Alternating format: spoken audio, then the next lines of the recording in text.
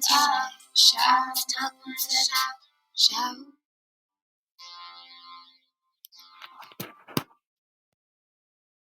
Hello, hello, hello. Hi.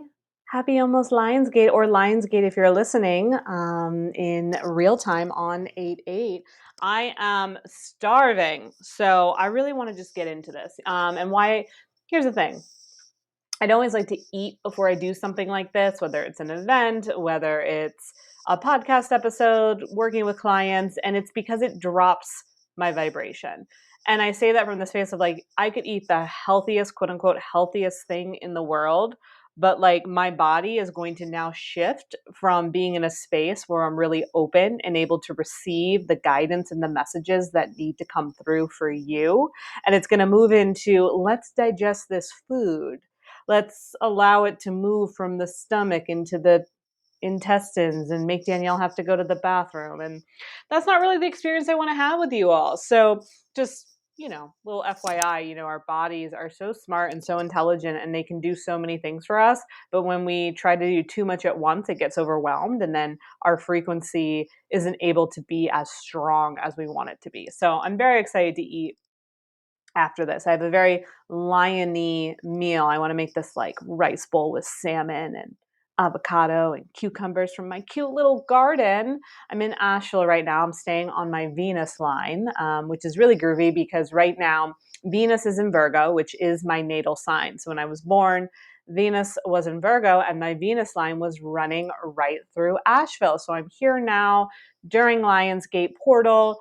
I will be here through the morning of my actual birthday, 8/9, and there's a garden. And I'm looking at it now and I can see the roses and the tomatoes. There's green beans in there, basil, so many yummy things. And it feels so juicy to be able to go and receive from the garden. It's like giving me a new wave of abundance. Like I don't hold back when it comes to spending money on food. Like I just said, I love eating and I really am mindful about when I eat and how I eat and what I'm putting in my body. And I love me a good Whole Foods. Here in Asheville, they have Earth Fare, which I freaking love.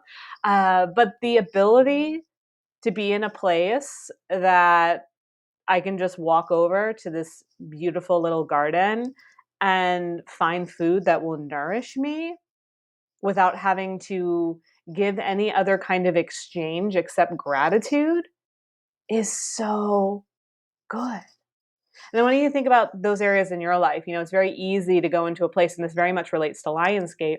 It's very easy for us to go to a place of, I need money, I don't have this, I don't have that. Yet, when we open our eyes and we really look around and we really take inventory of our life on a hour by hour basis, we see how much we really do have. We see how much is available to us. And some of it's because you purchased it and it's material, but some of it's just naturally provided for you, or some of it's just given to you. This one client that I work with, we're very much working with this energy of, what does sacred generosity mean? What does it mean to live a life where you are open to receiving? You are open to people and situations and life being generous on your behalf, where you don't have to do it all to get it back. And I want you to think about those areas in your life. Where are there things in your life that do just want to be gifted to you? And they're not asking for anything else in return. And how can you look at that as a form of abundance? How can you look at your life right now as, today I'm taken care of? And that's being in a state of abundance. When we say, I can't afford it, I need more money, I don't have enough, we are repeating that cycle over and over. We are constantly reprogramming our mind and our energy field to believe in this notion, in this ideology of, I don't have enough. It's not going to be okay. And a lot of that comes from our past and the ways that we've been conditioned. And a lot of it also comes from, just not realizing that we're doing it. And so I want you to start to look at your life and realize it is abundant.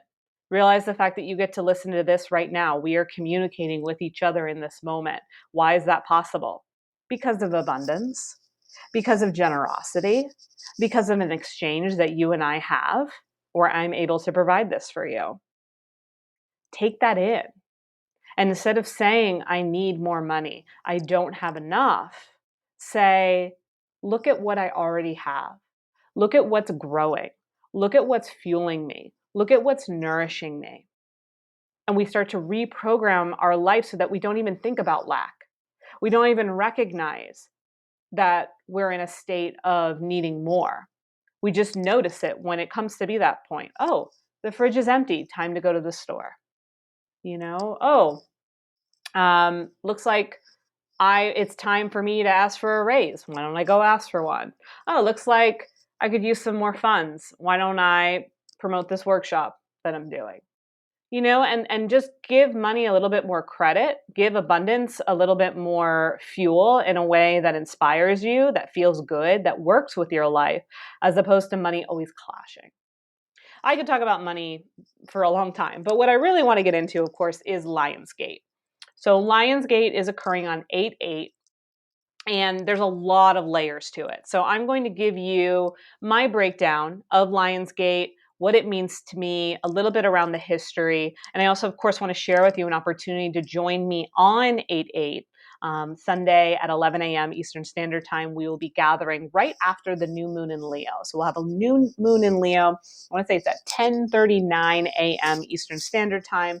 We will gather at 11 a.m. Eastern Standard Time. Don't worry if you can't be with us in real time. I will be uploading it right after we wrap. The workshop will be around 88 minutes, and you'll be able to do it at any time throughout 8/8.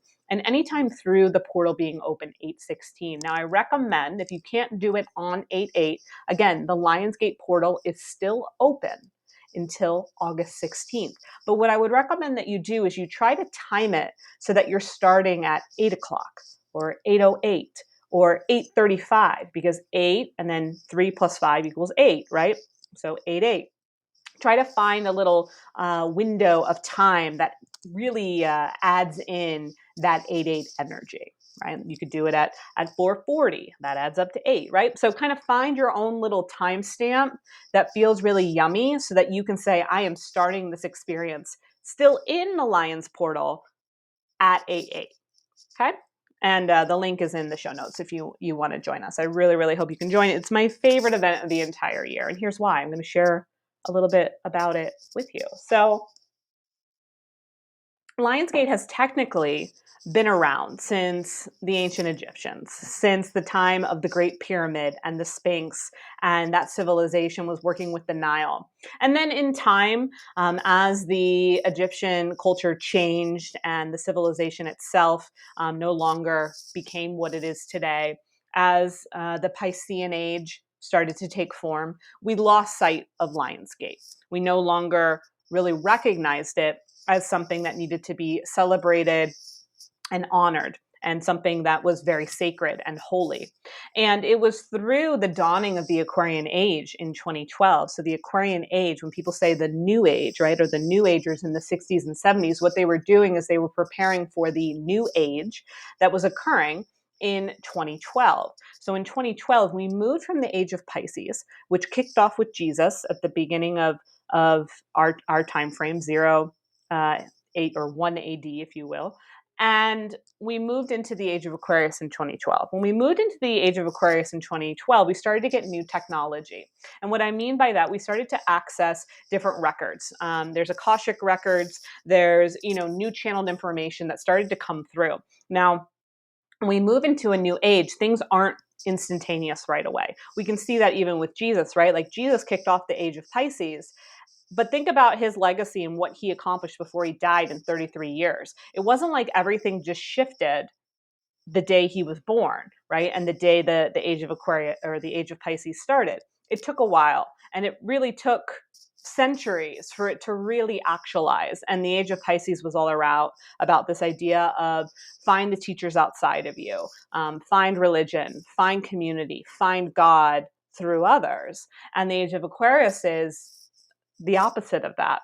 It's like, okay, we see religion, we see teachers, we see mentors, we see gurus. Now let's take that in for our own self. Let's believe that we are the guru, that we are the teacher, that we have access to intuition and soul knowing like never before. And as we usher in the age of Aquarius, and everyone that's listening right now, you are transitioning. You are one of the chosen ones that chose to be in a time where you were likely born in the age of Pisces, and now helping us move into the age of Aquarius. And as we moved into the age of Aquarius 2012, like I said, we started to get more intel into the tools and the technology that we would need in these times. We started to get more access to star knowledge, to the cosmic world. Personally, I didn't really move into my spiritual awakening, even though I was spiritually curious my whole life. I didn't really start to move into being a channel, being able to receive information, being able to communicate with source and the universe, and really understand the cosmic framework until 2012. And so when that year happened, what happened was individuals started to gain access to this thing called Lionsgate. And we started to learn and explore and discover there were coincidences with what people were receiving as far as downloads go around this Lionsgate, and how it related to the Egyptians and how they led their life back in ancient times. So back in ancient times, the Egyptians, as you probably know, very spiritual, very much honored the gods, very much looked at the star systems and the constellations that were in the sky. So much so that they modeled the ways that their pyramids were built, their statues, their temples, even the burial rituals that they had were all related to the heavens. They very much believed in this notion of as above, so below. They believed that whatever was going on in heaven had to happen down here on earth. So they mirrored a lot of different things. And one of the things that they did was Lionsgate. So it was believed that Lionsgate, there's two lions that govern over this. One lion, the great Sphinx, if you will, remains on earth. So we have this one great lion that remains on earth, while the other lion, its pair, is up in the cosmos, up in the heavens, and they coexist together. And there's a time every year within Leo season where these two lions are able to come together with the sun star Sirius. Now, when they come together with the sun star Sirius has a very high frequency. It's the second brightest star after the sun, okay? It is literally what the pyramids were modeled after, okay? So the Great Pyramid, if you will, was designed to be directly under the sun star Sirius. It's that powerful, right? So it is believed that during Leo season back in the day, what would happen was, because it was summer and it was hot and all these different things, the Nile would dry up. And when the Nile dried up, it was a time of, fear. It was a time of famine. It was a time where people were not feeling resourceful, were not feeling like their needs were met.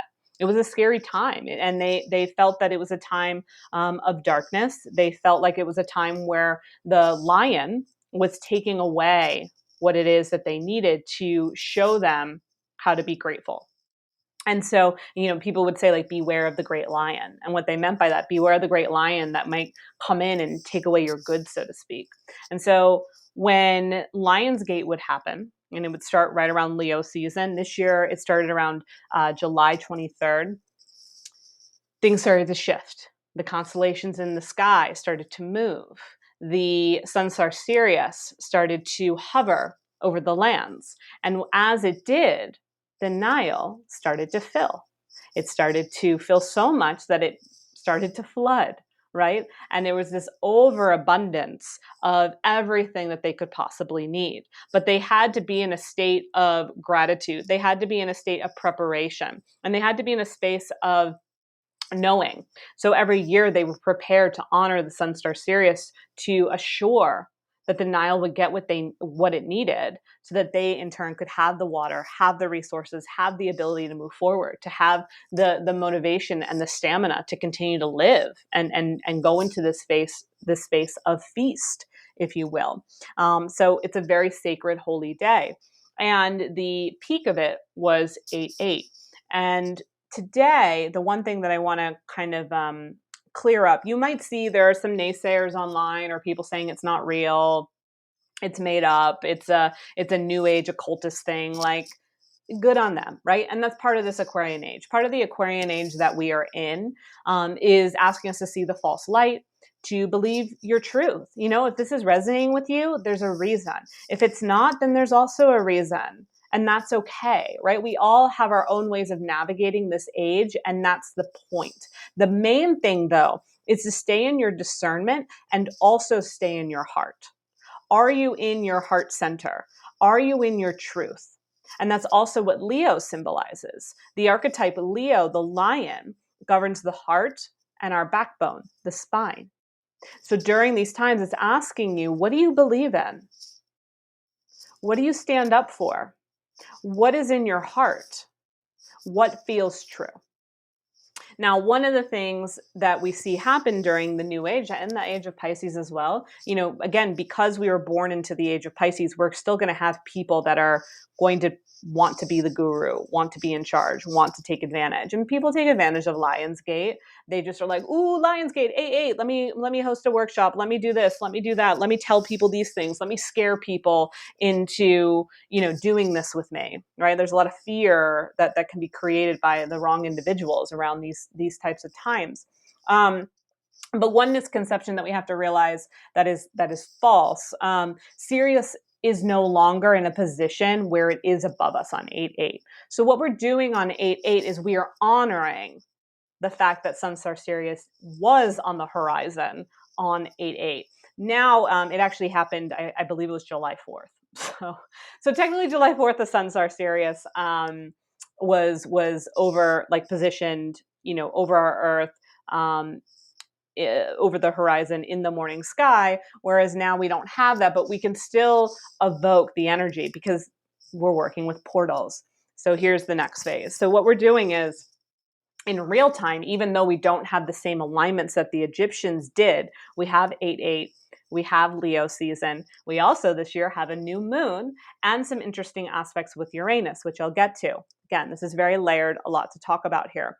So what we're doing on 8-8 is we are honoring, first and foremost, the sacred holy day of the ancient ones and the Sun Star Sirius and its power and its magnitude. And we can call that in, regardless of where it is from an astronomical perspective. It doesn't matter, because when we're working with the energy of numbers, when we're working with the energy of Leo season, when we're working with the great lion, when we're positioned with a new moon, when we have these different dynamics at play, we have the opportunity to manifest, and we have the opportunity to work with what's called portals. Now, you can manifest at any time. Remember that. Remember, you can make anything happen at any time, but why not look for the clues and the codes and the gateways that are going to get you there? And 8-8 is a gateway for us. So whenever we see some kind of code, some kind of major clue, some kind of lineup that just feels like so juicy. It's like, whoa, 8-8 during Leo season. There's a new moon. We are in the Age of Aquarius, which started in 2012. We're now in 2021.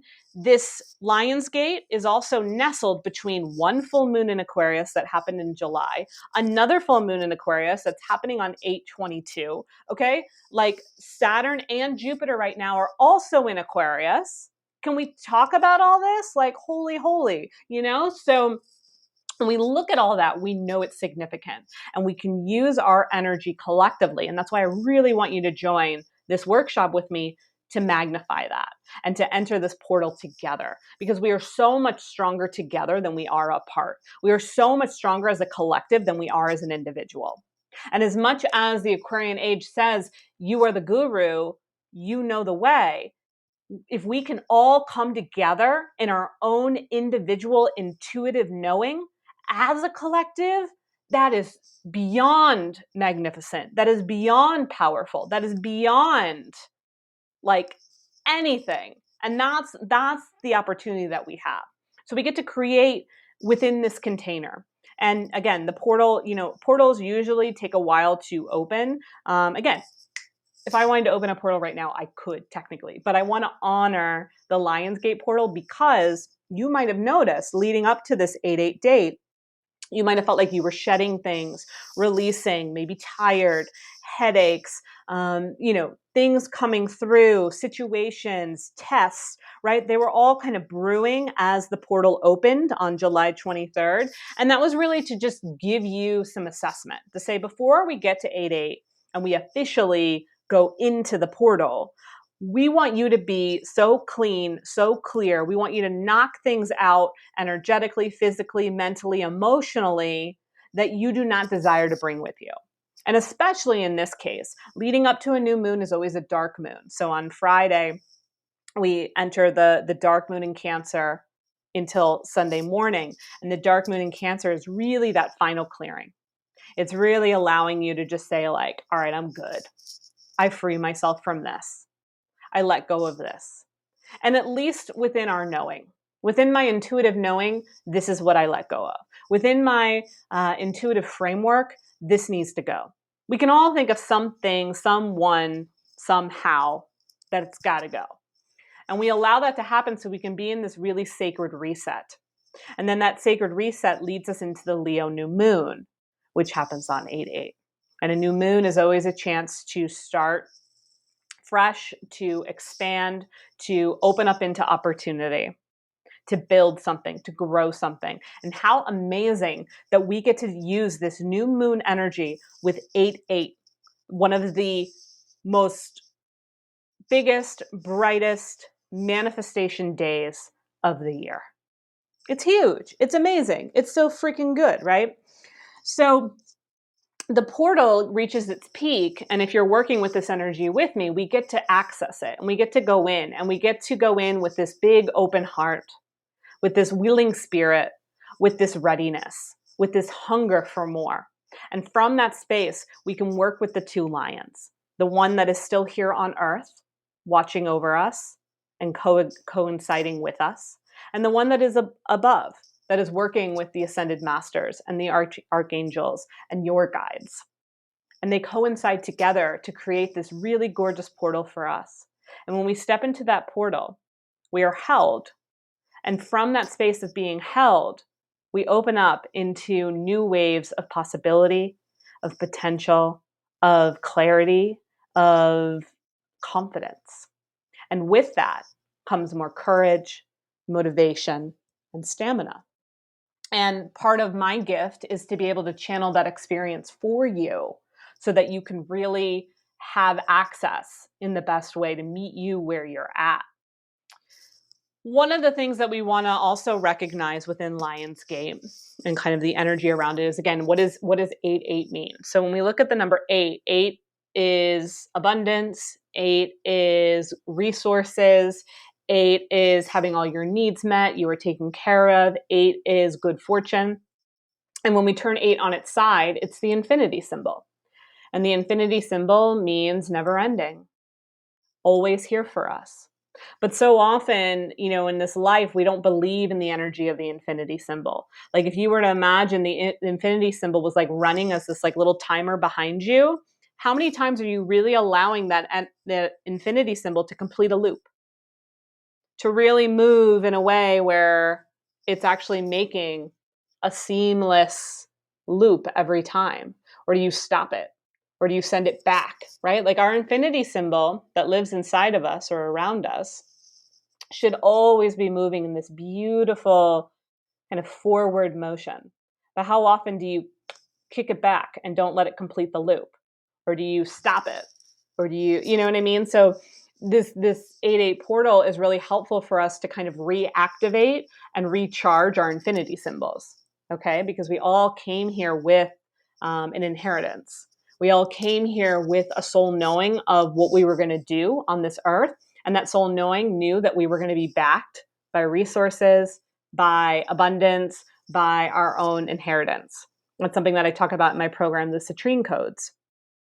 It's so important to understand that money is meant to be part of your experience. And we all were brought here with built-in resources, but because of other people and storylines and narratives, we forgot.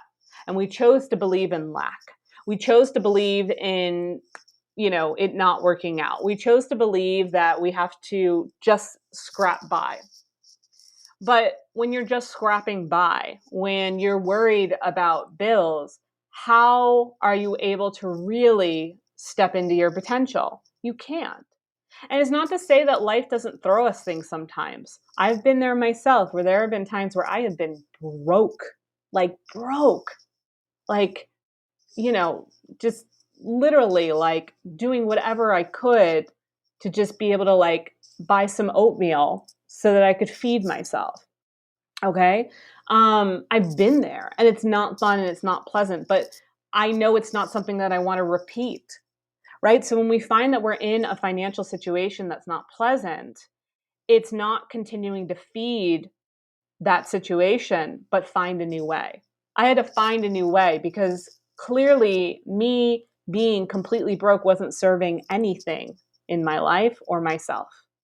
Nothing good was coming out of it. And so I had to find a way to restructure it, rewire, get back on track, find new resources, find new ways to make money. And some of it had to do with getting a job I didn't love, but at least I was bringing in the energy of money again. And once I started bringing in that energy of money, I could bring in new ways. I got stronger. I, started to have more growth. I started to feel like I was taking better care of myself.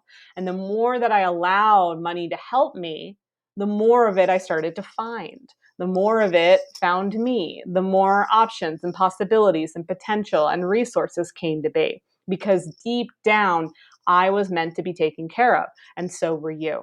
And so when life detours you and you find yourself in a situation where money is not in your favor, realize that that is not in your divinity. And there's a rewiring that needs to happen. And what are you willing to do to get back on track to allow those resources and those finances to find you again?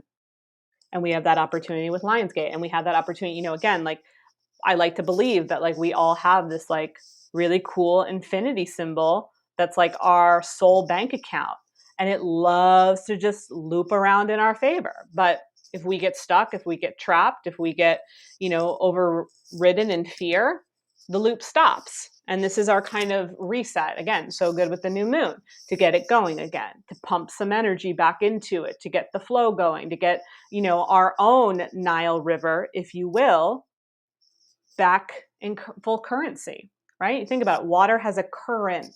Money is a currency. Our abundance, okay? It's all connected.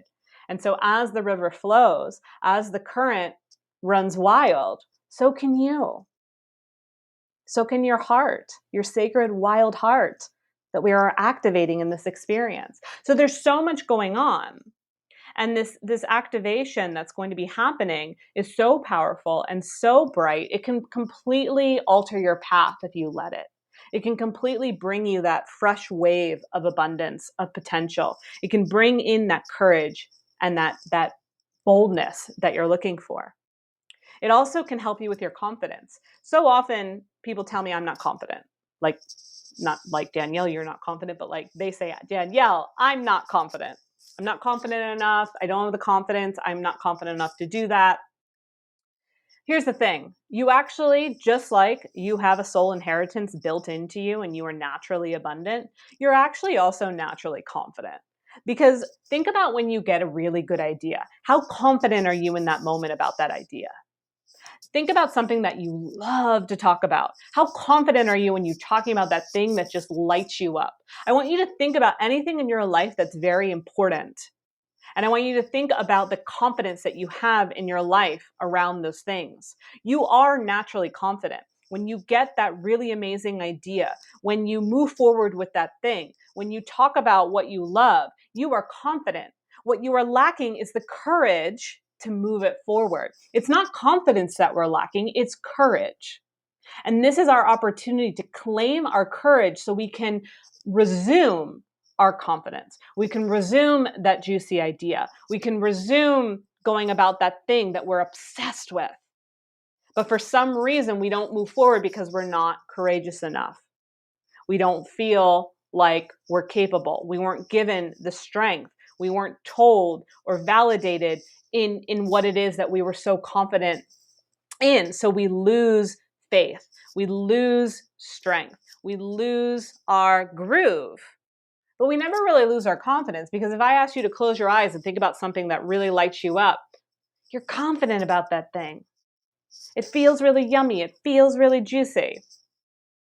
So this is about taking those juicy moments in our life that were dropped into us for a reason, and actualizing them in a way that allows us to be more courageous and resilient and willing to move it forward. I totally believe in your ability to do anything. I totally believe in the confidence that you have in making things happen. Where I know that you might need help is that elevation and that boost and that inner strength to keep it going. And that's the precious time that we're in. So I hope that gives you a little bit of insight around Lionsgate, what the 8/8 portal means. Again, having it on a new moon is really special. It's very rare. I don't know, like within since 2012, we've never had Lionsgate on a new moon. So this is really, really exciting. And again, I believe that 2021 is tier 2 of the next level, the next phase of the Aquarian age. So it really makes sense. And I love that. There will be an interesting aspect though, where we are making a square to Uranus. So Uranus is our planet of a change of our nervous system. And it can bring a lot of anxiety. And the anxiety that Uranus brings is really the anxiety that we feel when we're not doing what we're supposed to. Uranus asks us to see with our inner knowing. It works very closely with our third eye. Leo season, Lionsgate works with our solar plexus, our gut. And when we can work with those two energies together, our third eye, our intuitive knowing, with our gut, with our solar plexus, our confidence, that's a very powerful conversation. Or combination and conversation. So with the aspects that Uranus is making in Taurus right now, you may see something that you didn't see before. There may be some kind of shocking reveal. There may be new insight coming your way. There may be a feeling like, I got to make this change, or I got to do something completely different, or I changed my mind. That is totally possible.